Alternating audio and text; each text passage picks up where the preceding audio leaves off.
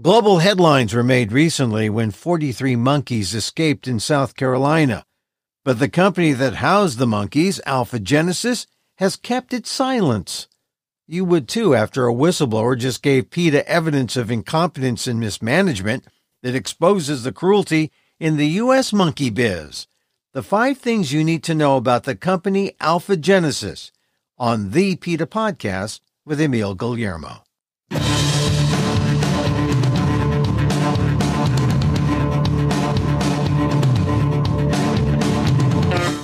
Welcome to the PETA Podcast. I'm Emil Guillermo, your host for this inside look at animal rights, brought to you by PETA, the largest animal rights organization in the world. On today's episode, why the monkey importation business must shut down. And it all boils down to the recent experiences of the South Carolina company Alpha Genesis. It's where the monkeys escaped from earlier this year, but this is more than about a few monkeys loose in a local area in South Carolina. It's about how research gets done and the tens of millions of dollars in wasted federal funds, not just in South Carolina, but everywhere. Here's PETA Senior VP Kathy Guillermo with the 5 things to know about the company Alpha Genesis. Well, first of all, I think people need to know what Alpha Genesis is, because before November, hardly anybody had ever heard of this place. It is a massive facility in Yemassee, South Carolina, that holds hundreds and hundreds of monkeys that it both experiments on and sells to laboratories to do experimentation. And a lot of those monkeys come from an island called Morgan Island off the coast of South Carolina. Those monkeys on the island are owned by NIH. They're living somewhat free lives on that island. It's only monkeys there. And whenever Alpha Genesis needs more victims to experiment on, it goes over to that island, it catches a bunch, and it brings them over. Now, the importance of knowing the name of the company and the company, why do you think that's so important? Well, Alpha Genesis gets $19 million in contracts from the National Institutes of Health, which means that the people who live in this country are bankrolling this facility the monkeys escaped from. So we certainly have a right to know about it. And we would certainly want to know about any place that can't even keep the monkeys contained. All right. So now we know what it does. They've got this history of escapes from this place, and it's not exactly a nice place for monkeys. Well, that's the second thing I want people to know. Of the 5 most important things people should know about Alpha Genesis, the second thing they should know is that this isn't the first time monkeys have escaped. 109 monkeys in total that we know of have escaped from this facility in the last several years. And that means they're not doing a good job. They're not doing a good job, first of all, in making sure that their equipment is working properly, but they're also not doing a good job in following the Animal Welfare Act and obeying the law. And to my mind, that means that the U.S. Department of Agriculture, which oversees and enforces the Animal Welfare Act, is not doing a good job of making Alpha Genesis obey the law because they have a long and sordid history of animal welfare violations. Well, if they don't obey the law, could it also mean that the Animal Welfare Act just isn't very strong or maybe is easily ignored? No question, the Animal Welfare Act is not very strong. It's the only federal law that enforces or deals with the use of animals in laboratories, and it excludes all mice and rats and birds and amphibians and reptiles and other animals. So it is very problematic. So when you can't even obey or abide by the Animal Welfare Act, which is so weak, then you have really serious problems. And that's where we see Alpha Genesis. And the other problem, I think, is the USDA. There's much more that they could do to ensure that facilities are actually abiding by what laws there are. All right, so we know what Alpha Genesis is. We know about these problems are persistent. They're kind of chronic. What's the third thing we need to know about Alpha Genesis?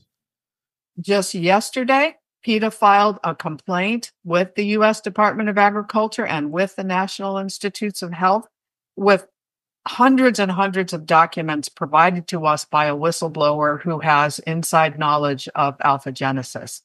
And so what we knew about Alpha Genesis that I mentioned in point number 2, that they're not very good at following the law, these documents show the impact on the monkeys of those decisions and those violations. Now, allegedly, and as shown in the evidence provided to us, there's an array of horrors at these facilities. Monkeys who suffocated, who strangled, who froze to death or starved to death. Some of them had their tails, their fingers severed, and even their tongues severed in accidents. So there are a huge number of problems at this facility that haven't come to light. And again, this is so important for the monkeys, of course, themselves, and for us as taxpayers who are funding this horror show. And this is a whistleblower who released this. This evidence would not be available to the public otherwise? Most of it would not be, because there are internal emails where they're actually discussing the fact that they are going to lose research contracts with pharmaceutical companies and other facilities if they knew how horrible things were in this place. What makes this cache of evidence most damning or more damning than we already knew about alphagenesis? Well, it looks from these documents as though employees are never properly trained, that the care of the monkeys is not the foremost concern as it should be. It appears to us that the lax standards that they have in this facility, including not allowing treatment or prohibiting treatment of animals who are very ill, that they really don't care about the monkeys. That it appears that they're very profit oriented. And one example is a monkey who was in distress while giving birth. And there were complaints about the fact that they needed to help her because she wasn't able to give birth. And eventually she was euthanized when her uterine wall ruptured and she was filled with infection. So these kinds of things where it's very straightforward. You have a veterinarian on staff, you authorize that veterinarian to do for this monkey what can be done. When even the most basic issues like veterinary care and cages that work properly and actually contain the monkeys, that employees are trained so that these animals' fingers aren't severed from malfunctioning cages. There was one monkey who got his head caught in a fence and died that way, and nobody ever noticed it until he was already dead. So you've got 270 pages of evidence by a whistleblower, just, giving it to PETA. I guess, has the alarm been sounded? Are people listening? I think that if they're not listening, there's going to be a massive outrage among the public. So I hope that they are. It is always difficult, and it is always our task to get the National Institutes of Health to take seriously violations at the facilities that they fund. And so the reason for that, who knows? Just lacks government oversight. But yes, what should happen now is that this place should be closed down. The USDA should seize the monkeys. The monkeys should go to sanctuaries. NIH should pull its funding, and alphagenesis should be shut down. So we've got 3 of the 5 things people need to know about alphagenesis. What's number 4? Well, number 4 is that a couple of weeks after those 43 monkeys escaped and made international headlines, another whistleblower told PETA that 22 monkeys had just died in an accident with a heater. Now, this is crazy because, first of all, we know that monkeys have frozen to death in this facility because their cages and their rooms were not properly heated. Then when a heater was put in, there was some kind of a malfunction. So we are told gas leaked out of this heater and the monkeys died of that. Now, when alphagenesis was questioned about this by reporters, they stopped responding to media inquiries altogether. And the only responses that I have seen that they have given have not denied that it happened, but have said basically, well, you're listening to rumors, that kind of thing. They aren't saying yes or no. But you would think that when they're already in international and national headlines for the escape of animals, that they might actually make sure their heaters are working so they're not accidentally killing more monkeys. So this is on top of the 43 monkeys who escaped. These are 22 monkeys, additional monkeys who died in another incident, an accident with a heater at the facility. That's what we are told by an insider. Yes. And and the monkeys were just disposed of? That's a very good question as it happens, because what we immediately demanded was to see the necropsy report. We want Alpha Genesis to release the reports of what's called the necropsies, those are autopsies for animals, to find out exactly the cause of death and what was going on. There needs to be a thorough investigation. What we found out after we released this information was that officials from the U.S. Department of Agriculture were actually at the facility because they were investigating allegations made about the treatment of monkeys and the reason that the monkeys escaped. This was then added to their investigation. So hopefully we'll know more when the USDA eventually comes out with its report. Hard to believe that they're there at the time and they know nothing about the 22 monkeys except by accident. Well, hard to say. We don't know what the USDA knew and what it didn't know. And since Alpha Genesis is no longer speaking to the media, everything at this point remains an allegation.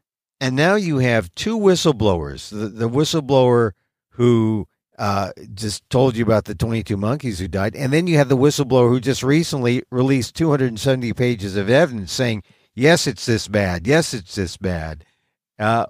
That's all right. That's 4 of the 5 things we need to know. What's the 5th thing you need to know about Alpha Genesis? Well, it's fallen out of the headlines a bit, but at least 4 of the monkeys were never recaptured. So there were 43 monkeys reportedly who escaped, and 4 of them have never been caught. And of course, Alpha Genesis is no longer speaking publicly about this. This is an issue of great concern to people in the area. And of course, none of us want the monkeys to be recaptured. The last thing we want is for them to go back to this place and be killed in experiments or sold off to another laboratory that's going to torment them for years. We don't want to see that. But we do think Alpha Genesis needs to be accountable. And if there are still monkeys who are out there, they need to come clean about that fact. So if the monkeys, at least 4 monkeys, were never recaptured, are there some monkeys out there, you think? I do. And if these monkeys came from Morgan Island, they are used to foraging and living on their own to a certain extent. So it's not unreasonable that those monkeys could still be alive and out there somewhere. Of course, it's very cold, and we don't know what's happened with them. I do think Alpha Genesis has to tell us what they know, and they need to confirm that it's 4 and not more monkeys than that. They need to confirm what's happened to those monkeys who were returned. Once monkeys have been out into the world outside of that laboratory, they're exposed to a lot of things. They're exposed to pathogens that other animals may carry. And for that reason, they are not considered suitable for experimentation because there are too many unknown factors about them. So those other monkeys, the 39 who have allegedly been recaptured, one of whom I think has died, those monkeys should not be used in experiments. And for that reason, Alpha Genesis should pay to send them to a sanctuary where they can have some sort of decent life. Because if they're of no use as test subjects, then wouldn't Alpha Genesis then just kill them? That's the concern that we have, of course. The other concern we have is that money will rule the day here, and they'll sell them anyway. We just don't know, and I think we need to know. But at this point, does PETA have people willing to donate to get those monkeys into sanctuary? We always do what we can when monkeys need to go to sanctuary. In this case, I think that Alpha Genesis, which makes a lot of money trading in these animals and carrying out experiments for other facilities, certainly can afford to send these monkeys to a sanctuary. We're still working on getting 1,000 monkeys being held by Charles River who can't be used in experiments into a sanctuary. So we always do what we can. We certainly have helped as possible. But in this case, it should be up to the companies that are profiting off the backs of these animals. So now we know about Alpha Genesis, and this was big news a while ago. And as you said, it's sort of been off the news and, out of mind. Is it a problem? Is it still a problem? And why should people care? You've given us 5 good reasons, but what's going to move the needle and make people care and make the USDA take action? It's still very much local news in South Carolina. because people who live in this community want to know what's going on. And the media down there has been fantastic in covering these issues. So I think that's important. But what it will take to make federal agencies do their jobs properly is public outcry. So we do want people to call NIH, National Institutes of Health, send them an email. They can go to PETA.org. You can get the latest update. You can look at pictures of the monkeys that were released to us with this evidence. And I think it will stun people to see basically the graphic violence. What has happened to these monkeys inside a facility that is supposed to be conducting scientific research. People need to see the evidence, and then they need to get in touch with NIH and say, close this place down and stop using our tax money to fund it. And do you think that would be the only adequate answer to this problem, a shutdown of this lab? There's a lot that needs to be done. We have uncovered so much in the last several years about the importation of monkeys, and so much has been exposed in courtrooms and in media about what's happened. There's a 30-minute Bloomberg documentary that was just released last week, and I hope people will go to PETA.org and take a look at what happens to monkeys who are brought to this country for use in experiments and how they've been captured from the wild, relabeled as captive bred, and then illegally sold. It's very important for people to understand that the whole industry needs to shut down. And since the use of monkeys in experiments is not leading to vaccines and cures for human beings, we're not going to suffer for it. Right now, we suffer for it tax-wise, and the monkeys suffer for it. And once again, people can go to PETA.org and find out more and see what kind of actions they can take to shut down these labs. Yes, and look at some of our other work involving monkeys, too. The importation of monkeys that have diseases communicable to human beings. We're also asking the Centers for Disease Control to shut down the importation of monkeys. That's an important step we have to take. We're still trying to persuade, as I said, Charles River to let those 1,000 monkeys out of their laboratories and into sanctuaries. There's a lot people can do to take action. And yet, if people don't take action, these things continue. And what's at stake if these things do continue? Well, obviously, the tremendous suffering of tens of thousands of monkeys every year, but also the failure of our scientific community to come up with vaccines, treatments, and cures for human disease. If you just look, for example, at HIV, how long have scientists been trying to come up with a vaccine to prevent HIV, which causes AIDS, funded by the National Institutes of Allergy and Infectious Disease for more than 40 years with billions of tax dollars? More than 100 vaccines have been developed using monkeys, but not one of them, the ones that have been tested in humans, has worked. And this is because monkeys don't even get HIV. So we're not going to lose anything in terms of scientific breakthroughs. But what we do lose is what might happen if they if they begin to use a way that might actually help or that might actually work. So the monkeys have just been a kind of a part of the misdirected plan of scientists, and it should stop. And if it stops, the monkeys are saved. The monkeys can be free and live their lives. And we might look forward to treatments that actually are effective. And this is true not just with monkeys, but with all animals. We know that 90% of basic research, most of it involves animals, never goes on to provide any treatment for a human being. And now you know why it's important to know what alpha genesis does.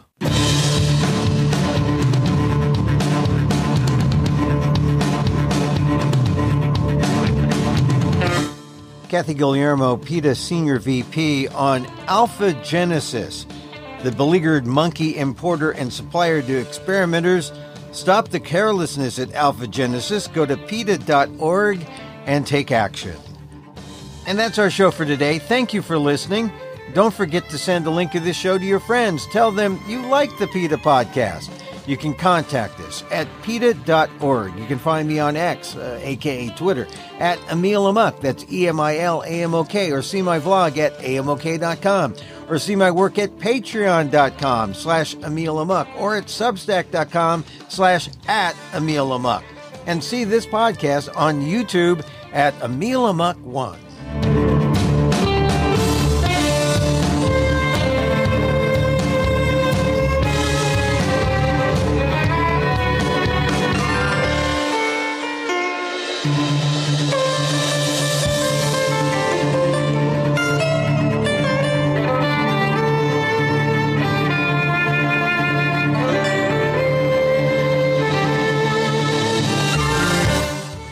music is provided by Carbon Works.